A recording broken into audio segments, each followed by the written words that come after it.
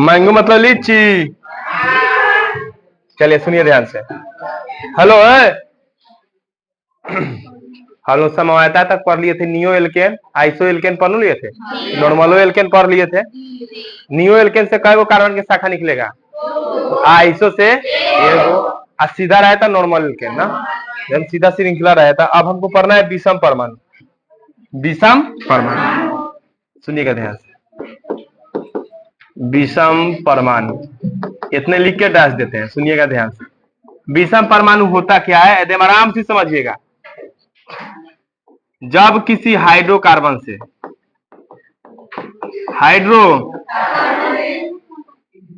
एक हाइड्रोजन को हटाकर जब किसी हाइड्रोकार्बन से एक हाइड्रोजन को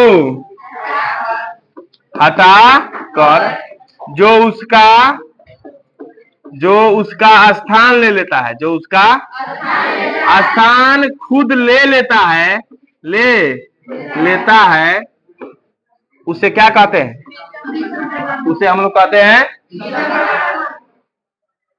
देखा हल्ला हुआ है ना, तो वे देखो किसी भी हाइड्रोकार्बन से एगो हाइड्रोजन को हटाकर ओकर जगह जोन परमाणु ले ले, लिख लिए, उसके जगह जो परमाणु स्थान ले ले उसी को हम लोग क्या कहेंगे?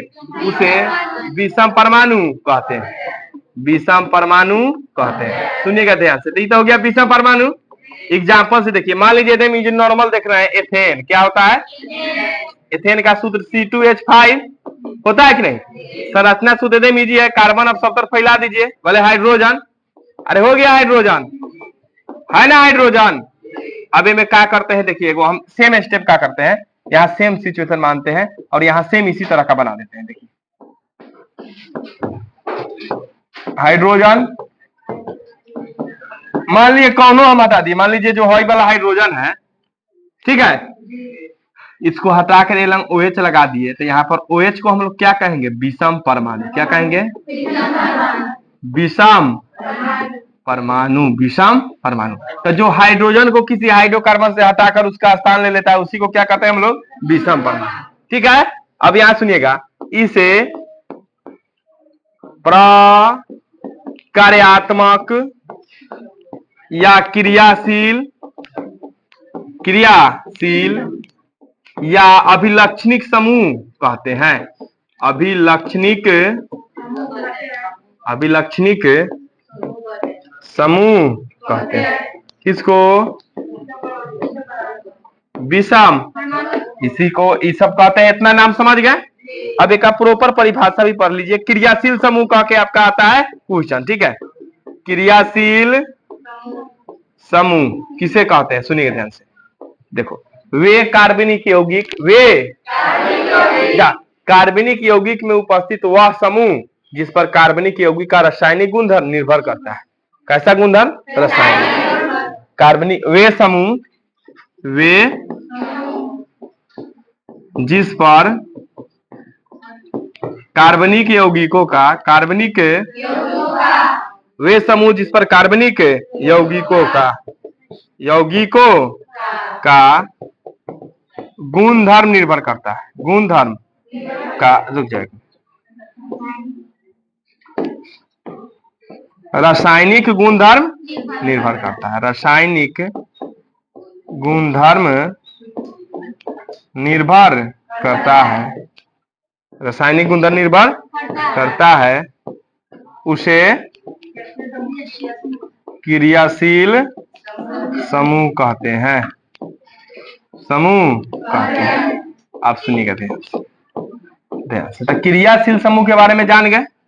वे समूह जिस पर कार्बनिक यौगिकों का रासायनिक गुणधर्म निर्भर करता है। कौन गुणधर्म? रासायनिक गुणधर्म, उसे कहते हैं क्रियाशील समूह। अब बोलेगा सर एग्जाम्पल, देख लीजिए, एग्जाम्पल में बहुत होता है, हम लिखिए देते हैं बारी बारी से कौन कौन समूह है। जैसे कि OH रहेगा तो इसको हम लोग बोलते हैं हाइड्रोक्सिल समूह। हाइड्रोक्सिल समूह, ठीक है, सुनते रहिएगा, बहुत समूह है। COOH रहे तो इसको बोलते हैं COOH। कार्बोऑक्सिलिक समूह, कार्बोऑक्सिलिक समूह, कार्बोऑक्सिलिक समूह। COOH रहता है हाइड्रोक्सिल समूह। COOH रहता कार्बोक्सिलिक समूह, या इसको अम्ल भी बोल सकते हैं। ऊपर वाला अल्कोहल हो गया।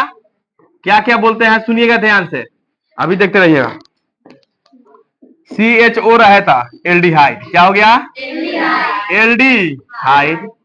CHO रहा था एल्डिहाइड समूह। CO रहा आपका था कीटोन। अरे CO रहा था COOR रहा था एस्टर। COOR रहा, अरे समझ गए इस बात को। NH2 रहा था एमीन, क्या होगा? एमीन। अरे समझ गए? जा ओ रहे तो ईथर, क्या हो जाएगा? ईथर। तो ई सब हो गया क्रियाशील समूह। बारी बारी से सबका नामकरण भी हम लोग पढ़ेंगे। तो क्रियाशील समूह अब पढ़ लिए। इसे प्रक्रियात्मक या क्रियाशील समूह तो समझ गए। कार्बनिक यौगिक का रासायनिक गुणधर्म किस पर निर्भर करता है? क्रियाशील समूह पर। एक बार पढ़ लेते हैं। OH रहे तो हाइड्रोक्सिल समूह, COOH रहता कार्बोक्सिलिक समूह, CHO aldehyde, CO ketone, COOR NH2 याद रखिएगा, COOH रहे तो कार्बोक्सिलिक और COOR रहता एस्टर। समझ गए? यहां से सुन लीजिए, सभी का हाइड्रोकार्बन, सभी हाइड्रोकार्बन एल्केन का ही व्युत्पन्न है। एल्केन का ही क्या है? व्युत्पन्न है। एल्केन का ही व्युत्पन्न है। सभी हाइड्रोकार्बन एल्केन का ही व्युत्पन्न है, क्योंकि नॉर्मल में समझिएगा, एल्केन है ना, -1 हाइड्रोजन तो क्या आ जाएगा? एल्कील। अरे आता है कि ना एल्कील?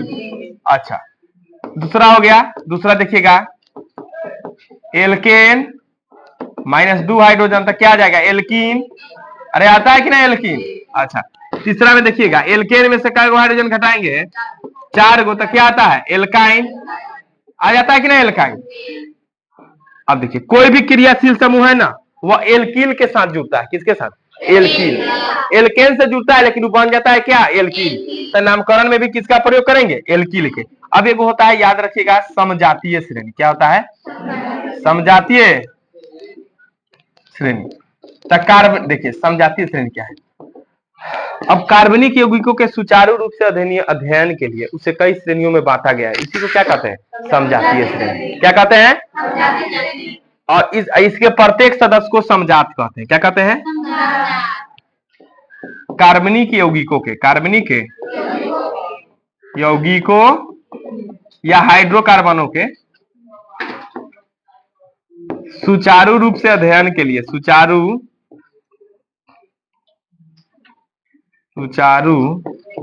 रूप से अध्ययन के लिए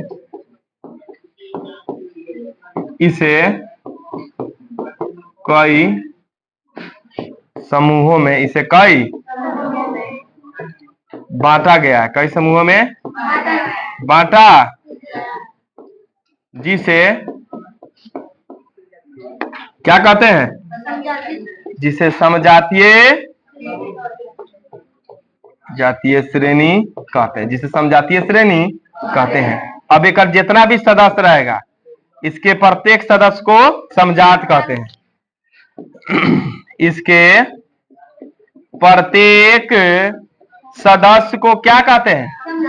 सदस्य को समजात कहते हैं। क्या कहते हैं? समजात कहते हैं। और एक और बात समझिए ध्यान से, दो सदस्यों के बीच के अंतर CH2 का रहता है। दो सदस्यों के बीच का अंतर कितना? CH2। दो सदस्यों के बीच का अंतर CH2, देख लेने दो, CH4 C2H6 ना, CH4, हाँ ठीक है, CH2 का होता है। दो सदस्यों के बीच का अंतर कितना? CH2। आप सुनिए ध्यान से, तो हम समजात अंक पढ़ लिए। सजातीय श्रेणी, समजातीय श्रेणी कार्बनिक यौगिकों के सुचारू रूप से अध्ययन के लिए कई श्रेणियों में बांटा गया है। इसके प्रत्येक सदस्य को समजात कहते हैं। क्रियाशील समूह पर किसी भी हाइड्रोकार्बन का रासायनिक गुण निर्भर करता है। अब बात की जाए विषम परमाणु, तो क्रियाशील समूह को ही कहते हैं विषम परमाणु तब कहेंगे जब किसी हाइड्रोकार्बन को हटा के ओकर जगह ले लेता है, किसी हाइड्रोजन को हटाकर ओकर जगह ले लेता है, तब इस कंडीशन में कहते हैं। तो बताइए, OH रहे तो क्या कहेंगे? कौन समूह? हाइड्रोक्सिल समूह। O रहे तो ईथर, COOH और कार्बोक्सिलिकम, COOH और COOR है ester, COOR CHO aldehyde, CHO CO रहा था ketone, NH2 amine, NH2 COO तो तू COO कहेगी, COO रहा था क्या होगा? एस्टर होगा, COO रहा, COO कुछ नहीं हुआ, CO कीटोन, COOR COOH था कार्बोक्सिलिकम, OH रहा था हाइड्रोक्सिल समूह, अल्कोहल समूह, केवल हो रहा है ईथर, केवल है वो। चलो इसको लिख लिया अच्छा से, नहीं लिखे